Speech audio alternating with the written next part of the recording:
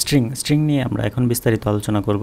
তো ইতিপূর্বে হচ্ছে আমরা স্ট্রিং নিয়ে বেসিক আলোচনা দেখেছি, তো আমরা সেই আলোচনাগুলো একটু হয়তো বা ওভারভিউ করব এবং হচ্ছে নতুন নতুন টপিকগুলো নিয়ে আলোচনা করব স্ট্রিং নিয়ে।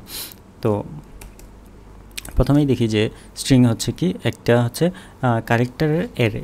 তো আমরা ক্যারেক্টারের অ্যারে যদি আমাদের হাতে থাকে বা কোনোভাবে আমরা পাই, সেক্ষেত্রে সেটা থেকে আমরা কিভাবে স্ট্রিং পেতে পারি। হ্যাঁ, তো আমরা সেটা শুরুতে আমরা একবার দেখে নিই। val ch অ্যারে, একটা ভেরিয়েবলের নাম দিলাম, এটার ডেটা টাইপ হচ্ছে ch কার অ্যারে। হ্যাঁ, char array chr, char array of মনে করেন d h k। আচ্ছা, তো এখন এটা হচ্ছে ক্যারেক্টারের একটা অ্যারে থেকে আমরা যখন আমরা স্ট্রিংয়ে নিয়ে আসতে চাইবো, তো আমি আরেকটা ভেরিয়েবলের নাম দিলাম, সো মাই স্ট্রিং 1, এটার ডেটা টাইপটা হচ্ছে আমরা দিব স্ট্রিং ইকুয়াল টু স্ট্রিং, এখানে একটা প্যারেনথেসিস দিব। প্যারেনথেসিস দেওয়ার পরে সে ভিতরে একটা প্যারামিটার এক্সপেক্ট করতেছে, যে একটা প্যারামিটার দেওয়ার জন্য। তো আমরা ch অ্যারে, যেটা আমরা এই যে উপরে যেটা আছে এটা আমরা দিয়ে দিব। হ্যাঁ, তো এই অ্যারেটা আমরা দিয়ে দিলাম। দিয়ে দেওয়ার পরে সে করলো কি, এই স্ট্রিং ক্লাসের মাধ্যমে কিন্তু সে এইটাকে কনভার্ট করে ফেললো, কনভার্ট করে সে ক্যারেক্টার অ্যারে থেকে কিন্তু স্ট্রিংয়ে নিয়ে আসলো। সো আমাদের এই ভেরিয়েবলে কিন্তু এখন স্ট্রিং আছে। আমরা যদি এটাকে প্রিন্ট দেই মাই স্ট্রিং 1, তো আমরা এটাকে রান দিতে পারি।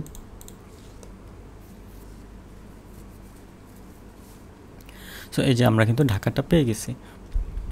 আচ্ছা, তো এটা তো দেখলাম যে আমাদের ক্যারেক্টার অ্যারে থেকে স্ট্রিংয়ে নেওয়ার ব্যাপারটা।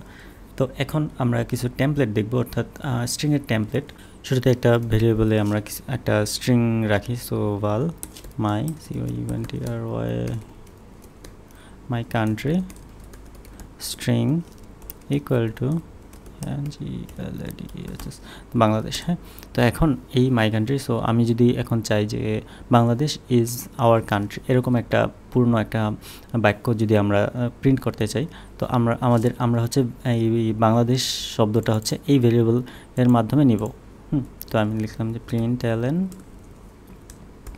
সো এখানে একটা $সাইন দিব, $সাইন দিয়ে মাই কান্ট্রি, অর্থাৎ এই মাই কান্ট্রি কিন্তু এই কান্ট্রির নামটা এখানে চলে আসলো। এখন ইজ আওয়ার কান্ট্রি। হ্যাঁ, সো এই যে নিচে চলে আসছে বাংলাদেশ ইজ আওয়ার কান্ট্রি। তাহলে কি হলো, আমরা এই স্ট্রিংয়ের সাথে আমরা আমাদের ইচ্ছামতো একটা স্ট্রিংকে জোড়া লাগাতে পারলাম। এখন এখানে একটা জিনিস দেখেন যে আমরা এখানে কিন্তু কার্লি ব্রেসেস ইউজ করা যায়। হ্যাঁ, কার্লি ব্রেসেস ইউজ করা যায়। তো এটা হচ্ছে অপশনাল, যখন একটা সিঙ্গেল ভেরিয়েবল থাকবে তখন এটা হচ্ছে অপশনাল, যে আপনি কার্লি ব্রেসেস ইউজ করবেন কি করবেন না। যদি এরকম প্রয়োজন পড়তো, আমি আরেকটা উদাহরণ দেখাই তাহলে বুঝতে পারবেন। তো প্রিন্ট ln, তো এখানে দিলাম যে উই নিড, এখন এখানে $সাইন দিব, কার্লি ব্রেসেস দিব, দিয়ে মাই কান্ট্রি ডট লেন্থ। তো লেন্থটা হচ্ছে একটা প্রপার্টি বা ভেরিয়েবল বলতে পারি আমরা যদি ভিতরে যাই। সো আমরা দেখতে পাচ্ছি যে val দেওয়া আছে, অর্থাৎ একটা ভেরিয়েবল, এটাকে প্রপার্টিও বলে। তো এখন আমরা এখানে স্পেস দিয়ে বলতেছি যে উই নিড এত ক্যারেক্টার, বা সাপোজ বাংলাদেশ লিখতে হচ্ছে 10 ক্যারেক্টার লাগে, সো এখানে 10 ক্যারেক্টার চলে আসবে। যদি এখানে কোনো একটা ক্যারেক্টার কম বেশি দেন, সেক্ষেত্রে কিন্তু এই প্রিন্টে ওই কম বেশিটাই অটোমেটিক্যালি চলে আসবে। আচ্ছা, তো letters to write the name of our country. তো এখন আমরা এটাকে রান দিই।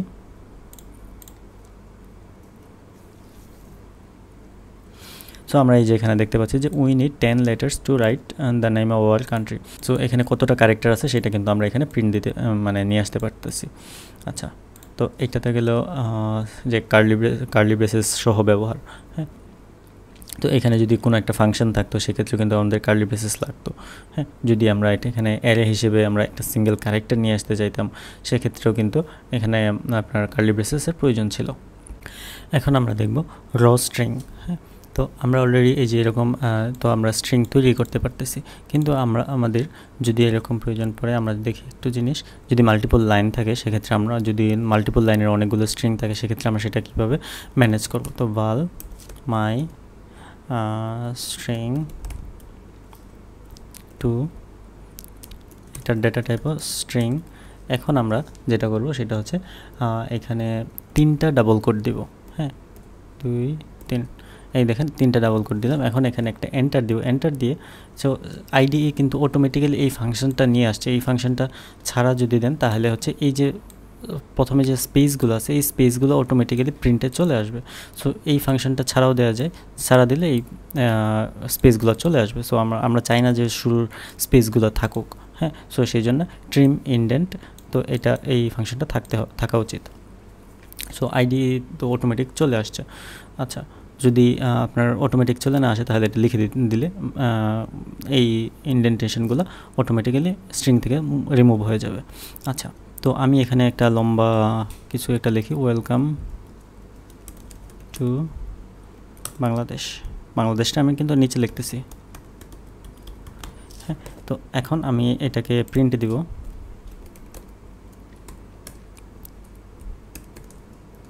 মাই স্ট্রিং টু, হ্যাঁ। তো এখন আমি এটাকে রান দিলাম। তো এখানে দেখতে পাচ্ছি যে ওয়েলকাম টু বাংলাদেশ, অর্থাৎ এই দেখেন মাল্টিপল লাইনে কিন্তু চলে আসছে। তো এখন এইটা তো বলতেছেন যে হ্যাঁ এখানে হচ্ছে মাল্টিপল লাইনে তৈরি করার জন্য কিন্তু এই যে /n বা এরকম কিছু দিতে হয়নি। তো এখানে যদি আমরা দেখি যে এটাকে আমরা মাল্টিপল লাইন করতে চাই তাহলে /n দিয়ে দিতে পারি। তো /n এর মানে হচ্ছে যে আপনার একটা লাইনকে মাল্টিপল লাইনে নিয়ে যাবে, অর্থাৎ নিউ লাইন বলে এটাকে, যে /n দেয়া। তো যে কোনো স্ট্রিংয়ের মধ্যে কিন্তু এটা দিয়ে দেওয়া যায়। তো আমি যদি এখানে রান দিই, দেখেন দি নেম, তো এই যে এখানে দি নেম ছিল, এখন কিন্তু এখানে চেঞ্জ হয়ে এই যে দি একটা জায়গায়, নেম কিন্তু আরেকটা জায়গায় চলে আসছে, অর্থাৎ এখানে নতুন একটা লাইন ক্রিয়েট হয়েছে।